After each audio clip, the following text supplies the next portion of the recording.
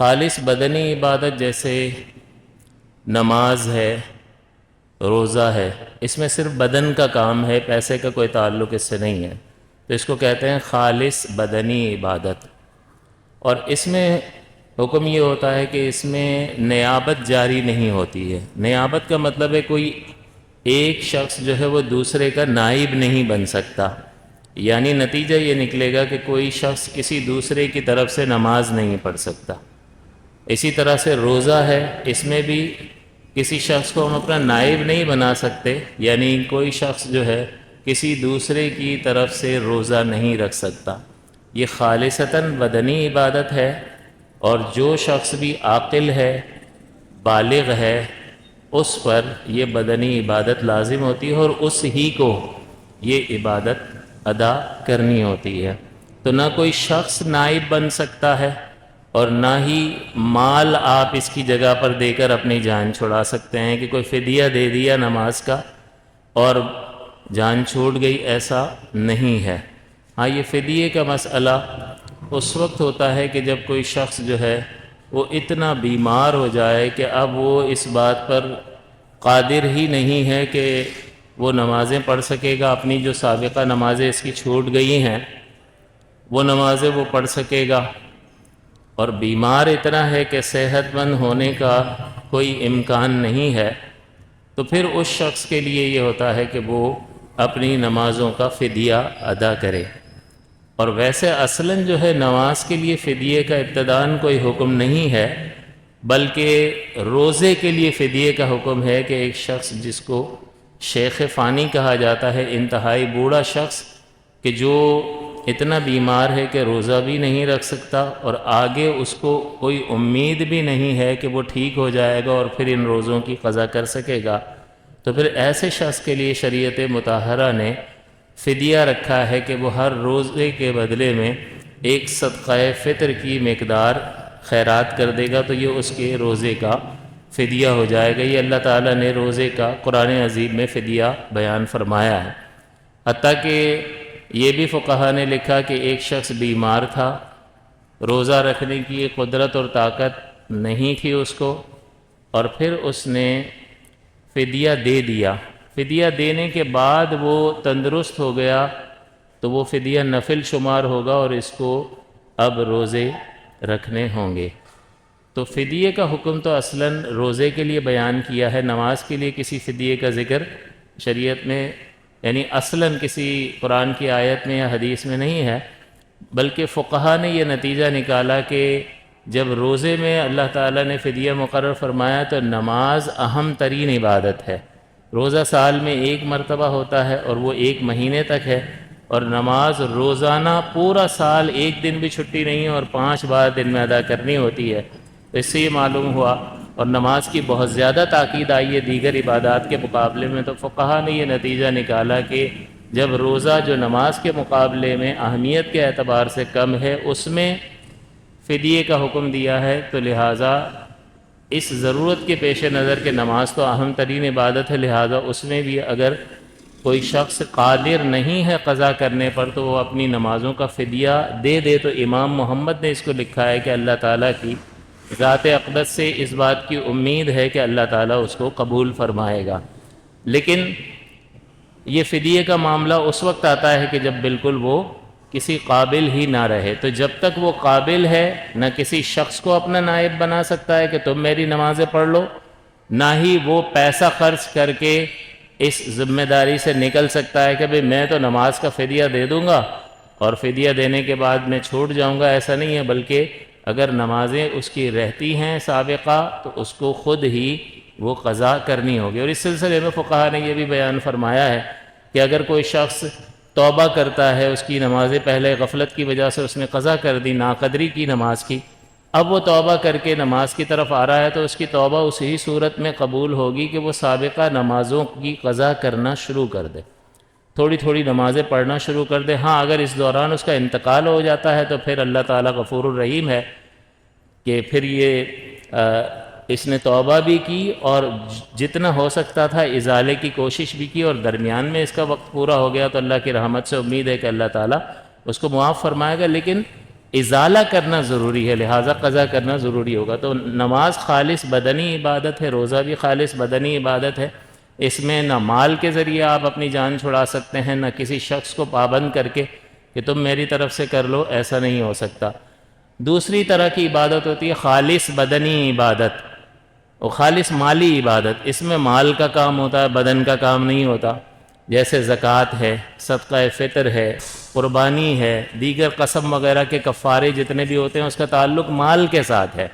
تو یہ خالص مالی عبادت ہوتی ہے، اس میں ایک شخص دوسرے کی طرف سے کر سکتا ہے، چاہے وہ دوسرا قادر بھی ہو۔ ایک آدمی پر زکوٰۃ لازم ہے، اس کے پاس پیسے بھی ہیں، لیکن اس کے والد صاحب کہتے ہیں بیٹا تمہاری زکوٰۃ میں ادا کر دوں گا، ادا ہو جائے گی۔ تو قدرت کے باوجود دوسرا شخص ادا کر سکتا ہے۔ یہی وجہ ہے کہ ہمارے یہاں شوہر بیچارے پھنسے ہوئے ہوتے ہیں، وہ بیویوں کی طرف سے بھی حالانکہ واجب ان پہ ہوتی ہے اور شوہر قربانی کر رہا ہوتا ہے، وہ ہے ہی قربانی کا بکرا، اسی نے کرنی ہے، وہ ناک منا کر کے بتائے تو پتہ لگ جائے گا اس کو۔ لیکن ویسے یوں دیکھا جائے تو اللہ تعالیٰ نے جو مالی عبادات لازم کی ہیں اس کی حکمت یہ ہے کہ انسان کے دل سے مال کی محبت کم ہو اور وہ اللہ کے حکم کے نتیجے میں اپنے مال کو اپنی ذات سے دور کرنے کی تکلیف اور اذیت کو برداشت کرے۔ اور یہ اسی وقت ہو سکتا ہے کہ ہر آدمی اپنا اپنا مالی صدقہ خود دے، تو پھر وہ اس آزمائش سے گزرے گا اور پھر جو شریعت کی حکمتیں ہیں اس عبادت کو لازم کرنے میں وہ حاصل ہوں گی۔ لیکن بہرحال شریعت نے اس بات کی اجازت دی ہے کہ ایک شخص قدرت کے ہوتے ہوئے بھی، بوجود قدرت بھی دوسرے کی طرف سے ادا کرے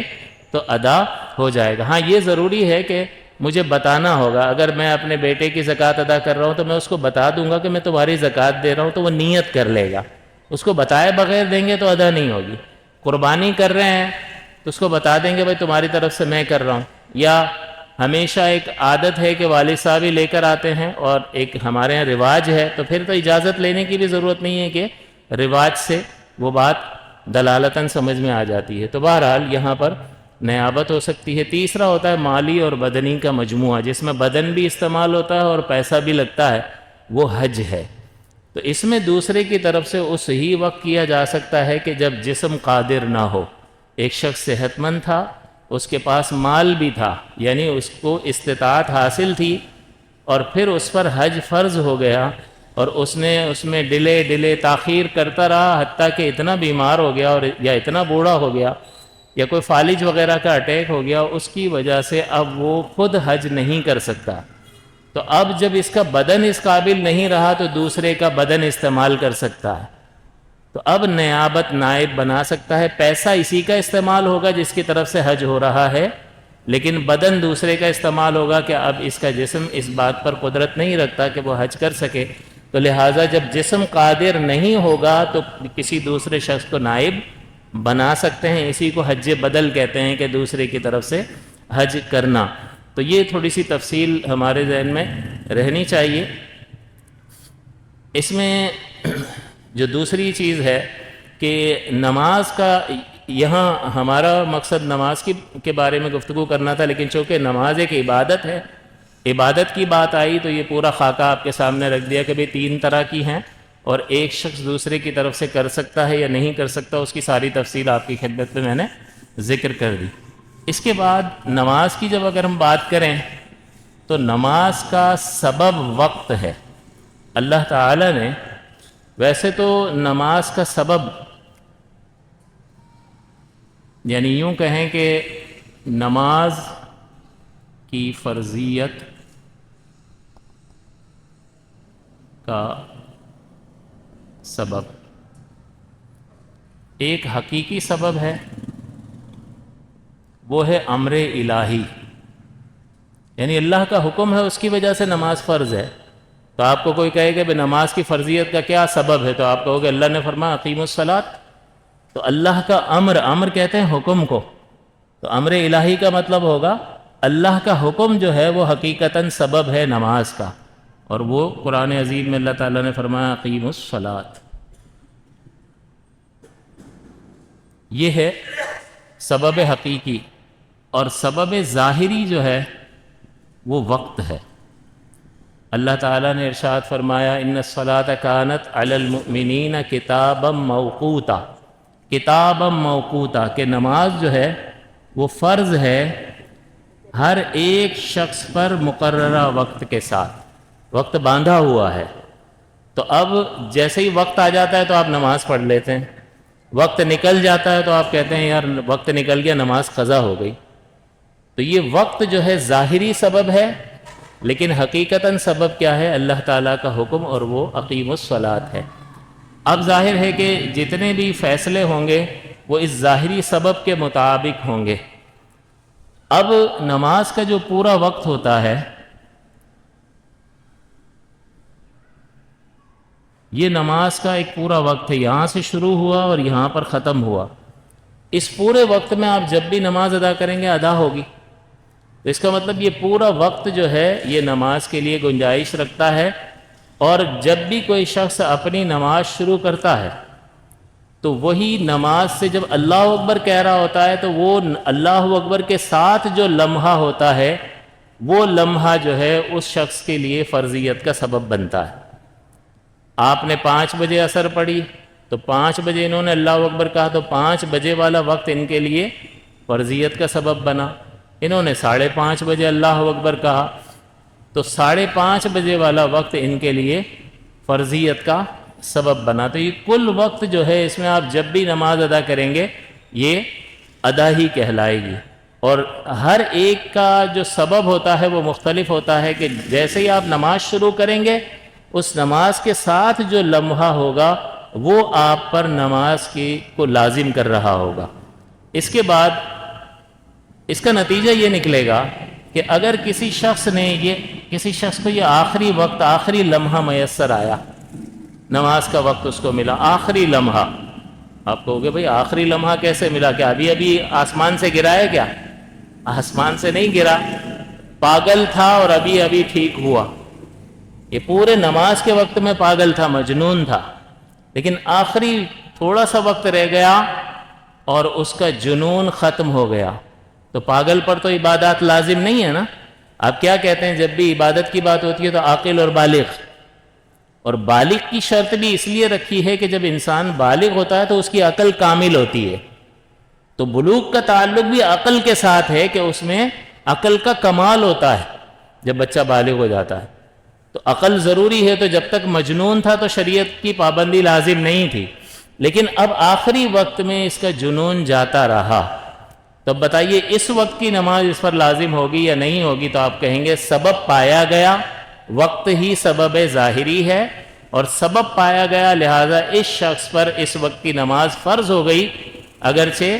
اتنی گنجائش نہیں ہے کہ یہ وضو کرنے جائے اور پوری نماز ادا کرے، اتنا وقت نہیں ہے، لیکن چونکہ وقت کا ادنا لمحہ بھی اگر اس کو مل جائے گا تو اس پر اس وقت کی نماز فرض ہو جائے گی، اور پھر یہ اگلے وقت میں اس کی قضا کرے گا۔ اس سے آپ اندازہ لگائیں کہ نماز کی اہمیت کتنی ہے۔ بندہ پرواہ بھی نہیں کرے گا، کوئی نہیں پڑھ لیں گے یار، اس سے تھوڑی ہوتا ہے کوئی، لیکن شریعت مطہرہ ایک ایک چیز کی رعایت کرتی ہے، ایک ایک مسئلہ بیان کر رہی ہے، اور اس سے اس کی اہمیت کا احساس دلا رہی ہے کہ دیکھو خیال رکھنا، ایسا نہ ہو کہ اس موقع پر تم پر نماز واجب ہو گئی تھی، فرض ہو گئی تھی، اور تم نے وہ نماز قضا پڑھی ہی نہیں اور اللہ کی بارگاہ میں چلے گئے۔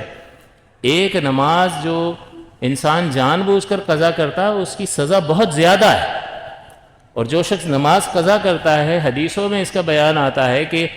اگر کسی نے فجر قضا کی ہے تو قبر میں فرشتے اس کو سزا دیتے رہیں گے، لوہے کا گرز اس کو ماریں گے، اور اتنی سختی سے اس کو ماریں گے کہ وہ 100 ہاتھ قبر میں مزید دھنس جائے گا، پھر اس کو نکالیں گے، اور پھر اسی طرح سے یہ سلسلہ جاری رہے گا حتیٰ کہ ظہر کا وقت آ جائے گا۔ پھر اگر اس نے ظہر پڑھ لی تو سکون رہے گا عصر تک، پھر عصر چھوڑ دی تو عصر سے لے کر مغرب تک اس کو قبر میں یہ سزا ملتی رہے گی۔ تو یہ کوئی معمولی بات نہیں ہے، اللہ کی جانب سے کیا گیا فرض ہے، اور بندے اور رب کے درمیان ایک مضبوط تعلق جو ہے اسی 5 وقت کی توجہ کی وجہ سے ہے۔ تو بندہ دنیا جہاں کی طرف توجہ کرتا رہے، اپنے کاموں میں لگا رہے اور دنیا کی سیٹنگوں میں لگا رہے، اس وقت اس کو کوئی چیز پریشان نہیں کرتی ہے، موبائل دیکھتا رہے، واٹس ایپ دیکھتا رہے، فیس بک دیکھتا رہے، سب کچھ کرتا رہے، اس وقت اس کو یہ شیطانی چکر جو ہے وہ اس کو اپنے اندر پھنسا کے رکھتا ہے، اور یہ اللہ تعالیٰ کا فرض جو ہے اس کی اہمیت نہیں ہوتی، اور پھر انسان کو یہ لگ پتہ جائے گا کہ جب وہ قبر میں جائے گا اللہ تعالیٰ مجھ پر اور آپ پر رحم فرمائے، لیکن ہم زندہ ہیں، ہم اس کا تدارک کر سکتے ہیں، جو خامی اور غلطی ہو گئی ہے اس کی بھرپائی ہم کر سکتے ہیں، تو اس لیے ہمیں سوچنا چاہیے۔ پھر اسی طرح مجنون کا لکھا ہے، بے ہوش اگر ہوش میں آ گیا، ایک شخص ہسپتال میں تھا، کوما میں تھا، کسی نماز کے آخری وقت میں وہ ہوش میں آ گیا، اب یہ نماز اس پر لازم ہوگی یا نہیں ہوگی؟ تو سبب پایا گیا، سبب ظاہری وقت ہے، سبب پایا گیا، یہ نماز اس پر لازم ہوگی اور بعد میں وہ اس کی قضا کرے گا۔ اسی طرح سے بچہ نابالغ تھا اور آخری وقت میں بالغ ہو گیا، ہمیں تو پرواہ نہیں ہوتی نا، پتہ نہیں کب بالغ ہو گیا، یہ تو حضور نے فرمایا 7 سال کا ہو جائے اور 8ویں سال کا پہلا دن لگ جائے تو حضور نے حکم فرمایا ہے کہ اس کو نماز کا حکم دو۔ تو یہ والدین کی طرف حکم ہے کہ وَأْمُرُوا بِالصَّلَاةِ وَأْمُرُوا صِبْيَانَكُمْ بِالصَّلَاةِ، وَأْمُرُوا یہ ماں باپ سے خطاب ہے، تو ماں باپ تو پابند ہو گئے، اگر وہ اپنے بچے کو آرڈر نہیں کریں گے تو گناہگار ہوں گے، کیونکہ واجب ہے، اور اگر 1-2 بار چھوڑا تو گناہ صغیرہ ہے، اور عادت ہی بنا لی کہ بچہ 8 برس کا ہو گیا ہے، وہ اپنا کھیل کود میں لگا ہوا ہے، اور ماں باپ کو اتنی توفیق نہیں ہے کہ بچے کو کہیں چلو بیٹا میرے ساتھ کھڑے ہو جا نماز پڑھنی ہے۔ تو یاد رکھیے کہ یہ تکرار کے ساتھ واجب کا ترک اس صغیرہ کو کبیرہ بنا دیتا ہے۔ تو بندہ کہے گا یار یہ کبیرہ گناہ ہے، ہمیں تو پتہ ہی نہیں تھا۔ تو بھائی پتہ خود بخود تو نہیں چلتا نا، دنیا کی چالاکیاں بھی آپ نے جا کے سیکھی ہیں، تو یہ چیزیں بھی علم حاصل کرنے سے آپ کو معلوم ہوں گی، تو یہ پھر واجب ترک ہو جاتا ہے۔ تو نابالغ بالغ ہوا اس لمحے میں تو اس پر اس نماز کی قضا لازم ہوگی۔ کافر تھا مسلمان ہوا آخری لمحے میں تو اس پر اس نماز کی قضا لازم ہے کہ وہ اللہ اکبر کہہ سکتا تھا۔ اسی طرح سے آخری مسئلہ بیان کر کے ختم کرتے ہیں کہ ایک عورت جو ہے وہ حیض و نفاس سے فارغ ہوئی ہے، حیض مخصوص ایام کو کہتے ہیں، اور نفاس جو ہے بچے کی ولادت کے بعد جو خون جاری ہوتا ہے عورت کو، اس کو نفاس کہا جاتا ہے۔ تو اگر کوئی عورت 10 دن بعد پاک ہوئی حیض میں، یا نفاس کی زیادہ سے زیادہ مدت جو 40 دن ہے اس میں پاک ہوئی، تو اب پاک ہوتے ہی یعنی آخری وقت میں وہ پاک ہوئی ہے اور زیادہ سے زیادہ مدت گزر چکی تھی، 10 دن حیض کے گزر چکے تھے یا 40 دن نفاس کے، تو زیادہ سے زیادہ مدت گزرنے کے بعد وہ پاک ہوئی اور آخری لمحہ تھا، اتنا وقت تھا کہ وہ اللہ اکبر کہہ سکتی تھی، تو اس وقت کی نماز اس عورت پر فرض ہو گئی۔ یہ پھر اگلے وقت میں غسل کر کے جب اگلی نماز پڑھے گی تو اس نماز کی قضا کرنا اس پر لازم ہوگا۔ لیکن اگر ایسا ہوا کہ وہ 10 دن سے کم میں پاک ہوئی یا نفاس میں تھی بچے کی ولادت والے میں، اور 40 دن سے کم میں پاک ہوئی، تو پھر اس میں تھوڑا وقفہ چاہیے کہ وہ پاک ہوئی، پھر اتنا وقت ہو کہ وہ جلدی جلدی نہا لے اور کپڑے پہن کر اگر اللہ اکبر کہہ سکتی ہو تو پھر اس وقت کی نماز اس پر فرض ہوگی، ورنہ نہیں ہوگی۔ لیکن جو اکثر مدت میں جو خواتین پاک ہو رہی ہیں وہ صرف اللہ اکبر، نہانے وغیرہ کا موقع نہیں ہے ان کے پاس، صرف اللہ اکبر کہہ سکتی ہوگی تو اس وقت کی نماز اس پر فرض ہو جائے گی اور اس نماز کو قضا کرنا لازم ہوگا۔ ایک مسئلہ رہ گیا کہ ایک شخص جو ہے نماز کا وقت آیا اور اس نے ابھی نماز نہیں پڑھی، پڑھ سکتا تھا، صحیح تھا، تندرست تھا، پڑھ سکتا تھا لیکن نہیں پڑھی، پھر یہ دوران کچھ وقت کے بعد ایسی بیماری اس کو لگ گئی کہ جس میں نماز معاف ہو جاتی ہے، تو وہ نماز معاف ہو جائے گی۔ کوئی یوں نہیں کہہ سکتا یار شروع میں تم پڑھ تو سکتے تھے، تم نے نہیں پڑھی، تمہاری کوتاہی ہے۔ اب عورت کو حیض آ گیا تو شروع میں نماز کا وقت ہوا، اس نے شروع میں نہیں پڑھی اور اپنے کام میں لگی رہی، اور درمیان میں پھر اس کو حیض آ گیا تو یہ نماز معاف ہو گئی۔ اسی طرح کوئی شخص اگر بے ہوش ہو جائے، نماز کے وقت کی ابتدا میں ہوش میں تھا، پڑھ سکتا تھا لیکن اس کو تھوڑی پتا تھا آگے کیا ہونے والا ہے، اور بعد میں نماز کے وقت کے دوران وہ بے ہوش ہو گیا، اور یہ بے ہوشی پوری 5 نمازوں تک رہی، طویل لگاتار 5 نمازوں تک رہی، تو پھر اس پر یہ نمازیں معاف ہو جائیں گی۔ ہاں 1-2 نمازوں تک رہے گی، پھر ہوش آ گیا تو پھر ان نمازوں کی قضا لازم ہوگی، لیکن اگر یہ بے ہوشی 5 نمازوں کو لگاتار گھیر لے گی تو پھر اس پر یہ نمازیں لازم نہیں ہوں گی۔ تو اس سے آپ کو یہ بھی پتہ چل گیا کہ ایک شخص جو ہے وہ بائک سے گرا اور سر پہ چوٹ لگی، کوما میں چلا گیا، کئی دن بے ہوش رہا۔ تو یہ کئی دن جو بے ہوش رہا، ان نمازوں کا کیا ہوگا؟ تو آپ کہیں گے کہ ہوش میں ہی نہیں تھا۔ جب ہوش میں نہیں تھا اور ایک ساتھ 5 نمازوں سے زیادہ کو گھیر لیا تو ساری نمازیں معاف ہو گئیں، اس کی قضا اس پر لازم نہیں ہے۔ لیکن 5 نمازوں سے کم وقت میں اس کو ہوش آ گیا تو پھر ساری نمازیں اس کو سابقہ قضا کرنی ہوگی۔ اس سے آپ اندازہ لگائیے کہ یہ نماز اس قدر اہمیت کی حامل ہے کہ فقہا نے اتنی دقت نظر کے ساتھ ان مسائل کو بیان کیا ہے۔ اس کی کوئی نہ کوئی امپورٹنس ہوگی تبھی تو بیان کیا ہے یا نہیں؟ اسی لیے بیان کیا ہے کہ اس مسلمان کے ذمے کوئی نماز باقی نہ رہ جائے۔ ہم اللہ تعالیٰ کی بارگاہ میں حاضر ہوں اس حال میں کہ ہمارے نامہ اعمال میں جو اللہ نے چیزیں لازم کی ہیں اس کی عطا سے سب ادا ہو چکی ہوں، اور جو ہماری کمی کوتاہی اپنی وجہ سے رہ گئی ہو، اللہ تعالیٰ سے ہم معافی طلب کرتے ہیں کہ اللہ تعالیٰ اس سے درگزر فرمائے۔ لیکن اتنا ضرور ہے کہ آپ کی اپنی طرف سے کوئی کوتاہی نہیں ہونی چاہیے، اس میں انسان معافی بھی طلب کرے اور جتنا ازالہ کر سکتا ہے اس کو ازالہ کرنے کی کوشش کرنی چاہیے۔ اللہ تعالیٰ سے دعا ہے کہ اللہ تعالیٰ ہمیں نماز کی اہمیت کو سمجھتے ہوئے اس کو ادا کرنے کی توفیق عطا فرمائے، آمین۔